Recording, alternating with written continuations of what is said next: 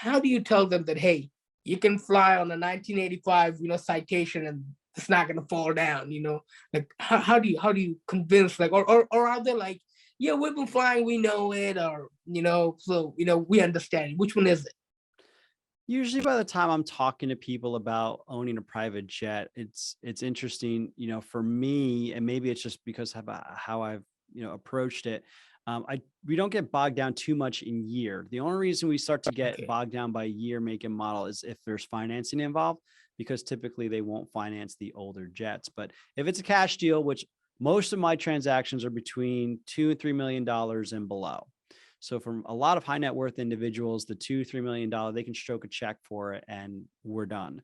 So for that reason too, because it's only a $2, $3 million deal, it's going to limit the options, right? So for $2, $3 million, I mean, we could do, a 2000, early 2000s, Pilatus PC-12. We could do 2000s Phenom 100s.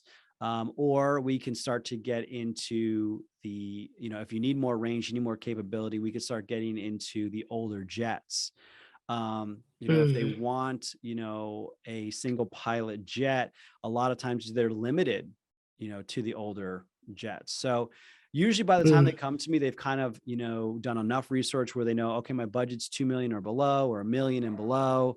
And I know I'm going to have to get an older jet. That's just it. You're not going to get a newer jet for more expensive Yeah. price tag. So by showing them that, they already kind of know what they're getting into. And Okay. beyond that, I would say part of where I found my success is that, when I'm speaking with someone, I do a lot of fact finding with my clients. I ask a lot of hard questions, a lot of open-ended questions, a lot of very specific questions to make sure that I have the right jet for them. Because it does Mm. us no good. Like someone calls me and they're a buyer and like, hey, I want to inquire your 1977 Citation 500. Great. I'll be happy to get you the information on that. But then I have a whole laundry list of questions that I'm going to ask them before I even get into giving them information on Mm. that citation that they called on, because I want to make sure we're on the right product. If we're not on the right Yeah. product and all of a sudden they tell me like, if I ask them like, how far are you going? Well, I want to go from the East Coast to the West Coast. All right. Do you want to go nonstop? Yep. I need to be nonstop and I need to be taking 10 people with me. That's not the Citation 500, right? We got to get Yeah. into a whole different. And so, you know, it might sound simple and basic, but it's that training that I have as a salesperson that I think separates me and helps me serve my customers better.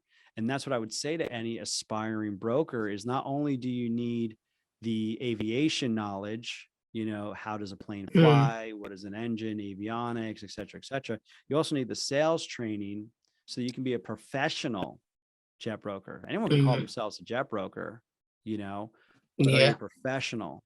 And that's why I partnered with the Aircraft Brokerage Academy, is so that, people can learn from Alex, all about the ins and outs of aviation, and the deals. And then I am working on, building out the sales training part of it, so that people can have fruitful and effective conversations with their clients and be a better service to their clients and not just order takers. Because that's where you find yourself in Mm. trouble is when you just become an order taker. Yep, I want a Citation 500 and I want it, to have this many hours. Okay, okay, okay. And then, we get to about to make an offer on a plane. And he's like, well, I actually just talked to my pilot and we decided because we're going cross country, we want to go nonstop. We don't want to stop anymore. So we're going to have to up, I already made an offer on a Citation 10.